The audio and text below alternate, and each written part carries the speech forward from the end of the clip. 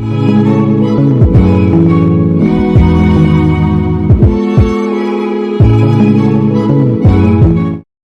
right, man, I talked about this the other day, man, on live.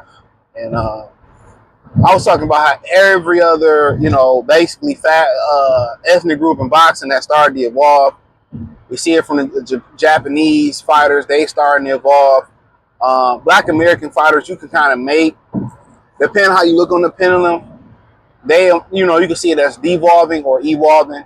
Most of them are now trying to fight like Mayweather, protect the bag, protect my speech, protect my well-being, right? They're not entertainers anymore. And even at the fashion of, they're not entertainers outside of boxing. At least Money Mayweather give you a snoozer, but guess what?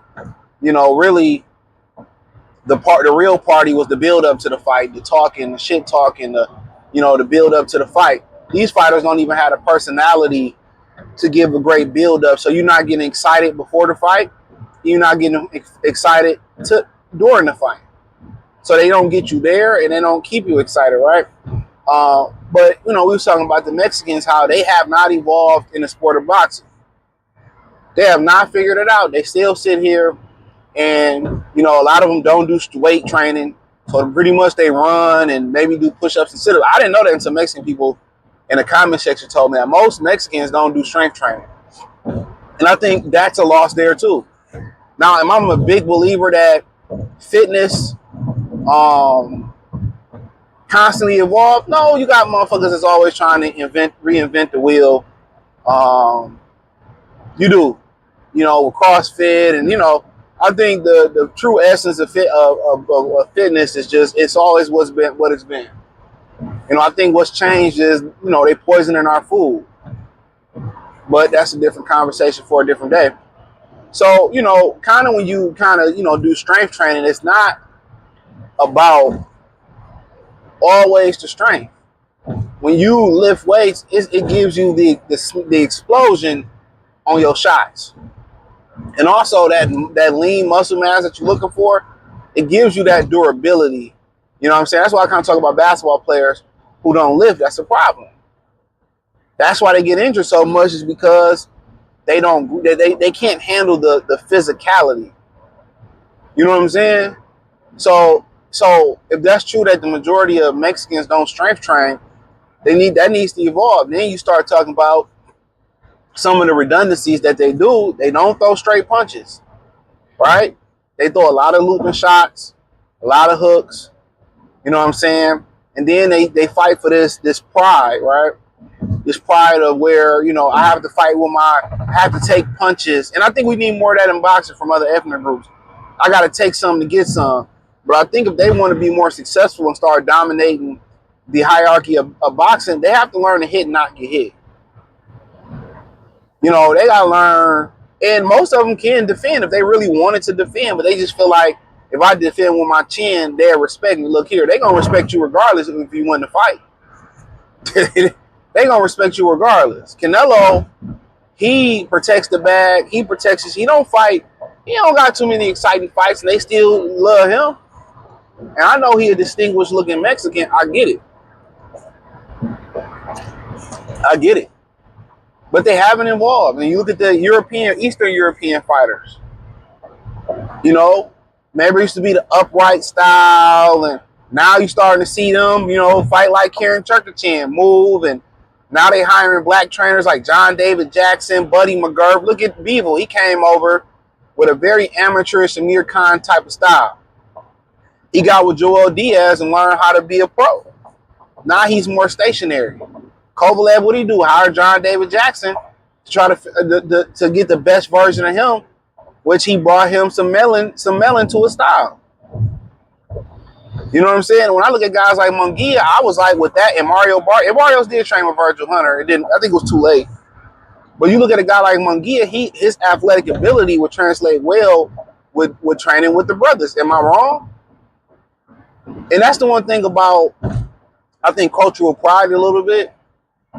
That everything you look at, for the most part, has its pros and cons. And Mexicans like to stick with Mexicans, and in general, and I get it. But sometimes, you can learn different things from dealing with different cultures. And that's what America is about. America is a melon pot. And that's why there's a lot of bigotry and racism going on. I think one of the big reasons is we live amongst each other, but we don't live to understand each other. You know, and it's always a reason why. And nobody always asks why. You know, okay, why is that baby in the street without a parent? Or, you know, why was he stealing and he's only 13 years old? Or why does he have this mindset of it's me against the world? You gotta look at these people's these people backgrounds and where they come from.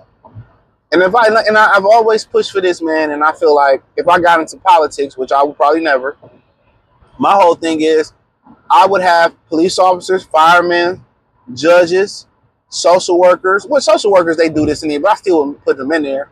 Lawyers to practice law, to be a defense attorney.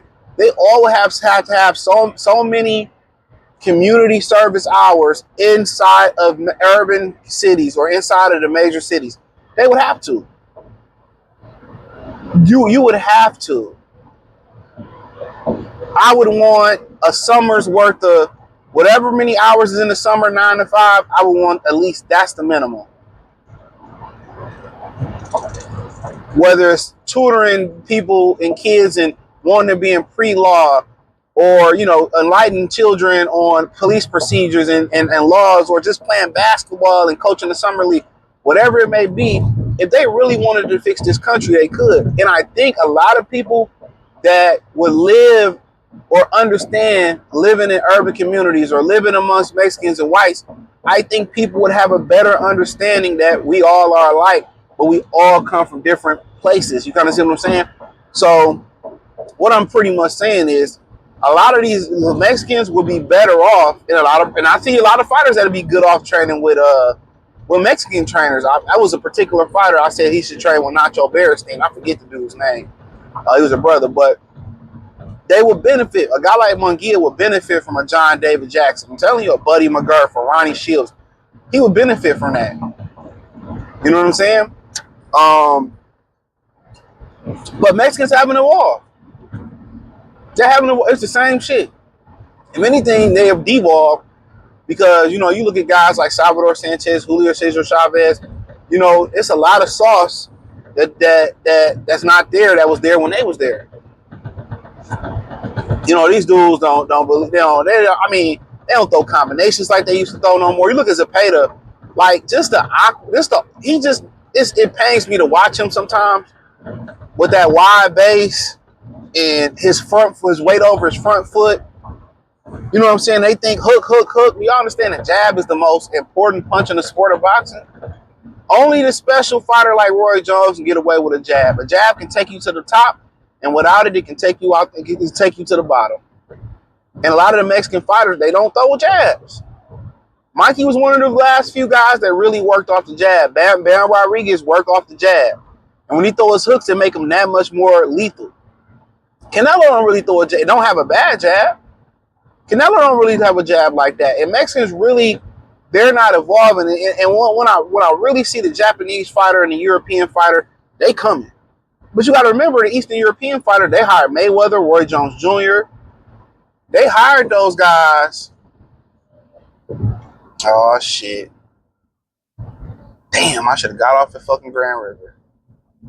Fuck.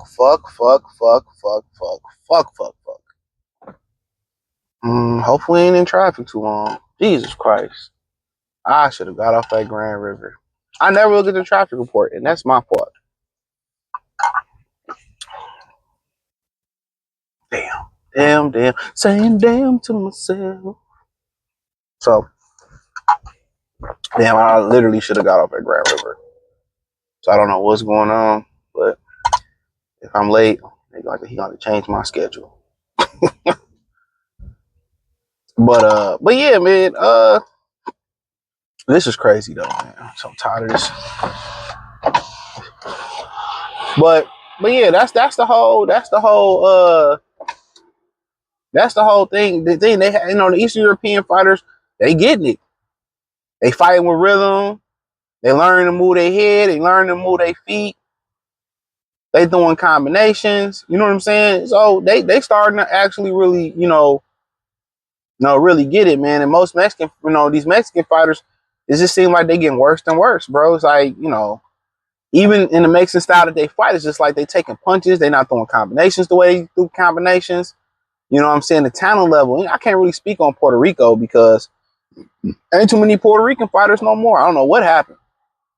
I know the island ain't that fucking big. We all can agree on that. But yeah. But you know, that's just my humble opinion on it. But you know, Mexican fighters, you know, they gotta learn to use that jab. They gotta learn to throw it the straight right or straight left. And they all come with the same game plan. Looping shots, looping shots, looping shots, looping shots, looping shots. Oh, let me just outwheel you. Let me outheart you. And like Victor Conti said on the Boxing Voice, man, they a lot of these channels, man, that's why I be knowing they ain't shit. They don't know how to title their videos. And I always say this in my videos. You title your video so you can, for people can reference it and you can reference it. And the thing about he said that Mexicans naturally have more stamina because they have better blood flow. They have better blood flow. So they blood flow at a more rapid rate than everybody else's. Now, he said that black people have higher testosterone than everybody else naturally. You know what I'm saying? So that, you know, one of the signals that you have high testosterone, I think he was saying, don't quote me on this, was that you see a lot of black men have a lot of hair on their back sometimes. And sometimes that can also be an indication where you come from. You come from somewhere that's cold, like Russia. Your body, you know, tend to adapt and shit like that, you know. But that's all I pretty much had to say, man. Some people may get offended by it, but I ain't saying no lies. I ain't saying no lies. So, you know, a lot of the game dropped off in the Mexican game, but let me know what you girls and guys think. Thumbs up the video, share the video, subscribe to the channel. The subscribe button is the bell icon button. Hit all notifications, increase your chance, get notifications. We go live and drop video. You can find me on X, Instagram, Spotify, Anchor, Cash App, Venmo, PayPal. Appreciate the love, support. Peace.